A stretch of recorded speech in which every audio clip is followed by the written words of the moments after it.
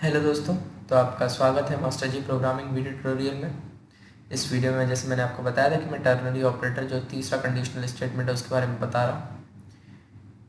इसमें हम बिल्कुल नई चीज़ बनाना सीखेंगे और एक सबसे इम्पॉर्टेंट चीज़ बताऊँगा मैं आपको स्ट्रिंग के बारे में, जो आपको आगे बहुत यूज़ आएगी स्ट्रिंग से रिलेटेड प्रोग्रामिंग में। सबसे पहले मैं डायरेक्टली प्रोग्रामिंग से स्टार्ट करता हूँ, आपको एक्सप्लेन नहीं करता हूँ क्योंकि टाइम वेस्ट होगा उसमें फालतू में।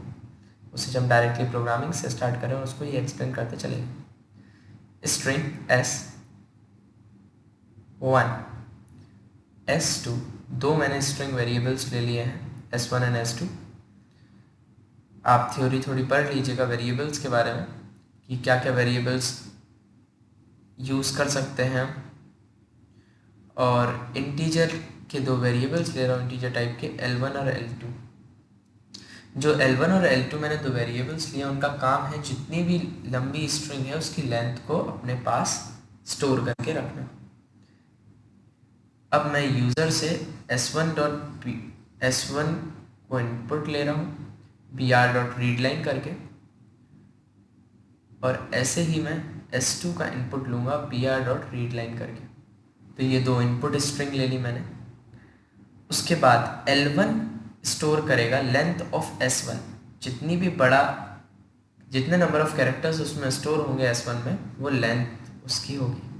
से अनविथ है तो इसमें 5 कैरेक्टर्स है तो उसकी लेंथ हो गई 5। तो ऐसे ही L1 की, अगर आपको L1 में जो स्टोर करा रहे हैं वो लेंथ करा रहे हैं, तो अगर आपको S1 स्ट्रिंग की लेंथ निकालनी है तो उसको इस तरीके से लिखना पड़ता है S1 डॉट लेंथ, जो कि एक कीवर्ड होगा, उसके बाद फंक्शन। क्योंकि जो हमने इनपुट आउटपुट पैकेजेस इंस्टॉल करे थे, इंस्टॉल बोले तो जो हमने कॉल किया था पैकेजेस को, तो उसके साथ स्ट्रिंग फंक्शंस भी कॉल हुए थे। स्ट्रिंग फंक्शंस क्या करते हैं, जो स्ट्रिंग से रिलेटेड चीज़ें हैं उस पर वर्क करते हैं। उसमें से एक फंक्शन है लेंथ, जो कि लेंथ कैलकुलेट करके आपको डायरेक्टली बता देता है। तो S1 की जो लेंथ है उसको हम कैलकुलेट करने के लिए S1 डॉट लेंथ करेंगे और उसको एक L1 इंटीजर में स्टोर करवा देंगे। और ऐसे ही हम S2 के साथ करेंगे, S2 की जो भी लेंथ होगी वो हम L2 में स्टोर करवा देंगे। जब दोनों की लेंथ स्टोर हो जाएगी L1 और L2 में, तब हम उनको कंपेयर करके प्रिंट करेंगे जो लॉन्गेस्ट स्ट्रिंग होगी। हम इफ एल्स से भी कर सकते हैं और स्विच केस से भी कर सकते हैं, बट हम इसमें एक नया और एक छोटा सा ऑपरेटर को यूज़ करने जा रहे हैं जिसका नाम है टर्नरी ऑपरेटर। टर्नरी ऑपरेटर के लिए मैं एक और वेरिएबल लेने की ज़रूरत पड़ेगी, वो भी स्ट्रिंग टाइप का ही होगा। स्ट्रिंग S3 ले लेता हूँ। अब मैं S3 में स्टोर करवा रहा हूँ इक्वल्स टू, अगर लेंथ L1 की बड़ी हुई L2 से, मैं S ले लेता हूँ स्ट्रिंग S तो ज़्यादा अच्छा रहेगा। अगर मान लीजिए L1 की लेंथ बड़ी रही L2 से, कि S1 जो स्ट्रिंग है वो बड़ी हुई S2 से, तो question mark if true, question mark के बाद जो भी स्टेट आएगा, अगर ये कंडीशन है हमारी L1 is greater than L2, ये कंडीशन हो गई हमारी, अगर ये ट्रू होती है कंडीशन, यानी सही होती है ये कंडीशन, तो क्वेश्चन मार्क के बाद जो भी लिखा होगा वो S की वैल्यू हो जाएगी। हमने लिख दिया है क्वेश्चन मार्क के बाद S1, यानी S एक स्ट्रिंग है तो उसमें S1 स्टोर हो जाएगा। पर अगर ये फॉल्स हुआ तो क्या होगा कि जो डबल डॉट के बाद लिखा है वो आपका S में स्टोर हो जाएगा। तो मान लीजिए मैं एक स्ट्रिंग ले लेता हूँ अनविथ और एक स्ट्रिंग ले लेता हूँ अननो। तो ANVIT 5 अक्षर होते हैं अनविथ में, और अन्नू में 3 अक्षर होते हैं ANU। तो क्लियरली हमें पता चल रहा है कि S1 जो स्ट्रिंग है वो बड़ी है S2 से, तो L1 जो होगा वो ग्रेटर देन L2 होगा। तो ट्रू क्या हो जाएगा S1, जब S1 ट्रू हो जाएगा तो S की वैल्यू क्या हो जाएगी S1 के बराबर। S1 के बराबर जब वैल्यू हो जाएगी S की, उसके बाद हम क्या कर रहे हैं, S को प्रिंट करवा दे रहे हैं। system.out.println,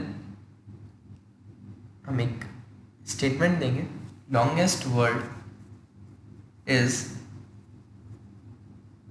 इसको डबल कोट्स में लिखना पड़ेगा, प्लस S।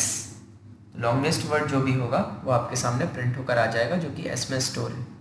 अब मैं एक स्टेटमेंट ऊपर लिख देता हूँ, उसका काम होगा मेनली यूज़र को बताना कि आपको क्या करना है। तो 2 स्ट्रिंग्स आपको एंटर करनी है, तो एंटर 2 स्ट्रिंग्स मैं लिख सकता हूँ यहाँ पर मैसेज में। ये मैंने मैसेज लिख दिया, आप देख सकते हैं नीचे मैंने इसको रन करा है प्रोग्राम को। Enter 2 strings Anvit Sharma and अपूर्व यादव, जो आपको पावरशेल पढ़ाता है मास्टर जी पर, आपको पता होगा, तो उसने C++ के भी ट्यूटोरियल्स बनाए हैं, वो मेरा दोस्त है बहुत अच्छा, तो मैंने उसका नाम लिया है अपूर्व यादव। आपको ये दिख रहा होगा कि यहाँ पर जो वर्ड्स हैं वो सेम हैं, मतलब total number of words is similar, तो सेकंड ही आउटपुट में जाएगा, क्योंकि कंडीशन जब चेक होगी तो लास्ट में S2 S1 में S में स्टोर हो जाएगा और उसको ही प्रिंट कर देगा। अब मेन बात करते हैं हम यहाँ पे कि अगर मान लीजिए कैरेक्टर्स सेम नहीं है, नंबर ऑफ कैरेक्टर्स सेम नहीं है, तो मैं फिर से इसको करता हूँ, तो इसको क्लियर करके फिर से इस प्रोग्राम को हम रन करते हैं।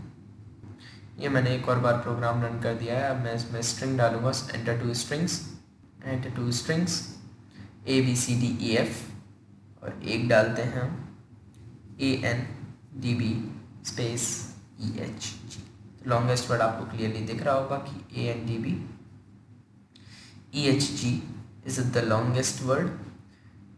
तो ये था एक छोटा सा प्रोग्राम जिसमें मैंने आपको टर्नरी ऑपरेटर के बारे में समझाया। टर्नरी ऑपरेटर क्वेश्चन मार्क और सेमीकोलन से मिलकर बनता है। लेंथ फंक्शन के बारे में बताया, जो कि लेंथ कैलकुलेट करने में काम आती है। तो ये इंपॉर्टेंट चीज़ें मैंने आपको बताई। नेक्स्ट ट्यूटोरियल में हम मिलते हैं, हम चालू करने जा रहे हैं इटरेशन स्टेटमेंट नेक्स्ट में, तो आप उसको पढ़ना बिल्कुल भी नहीं भूलिएगा, वो बहुत इंटरेस्टिंग टॉपिक है और आपको प्रोग्रामिंग में बहुत ही ज़्यादा काम आने वाले हैं। तो थैंक यू, मिलते हैं नेक्स्ट ट्यूटोरियल में।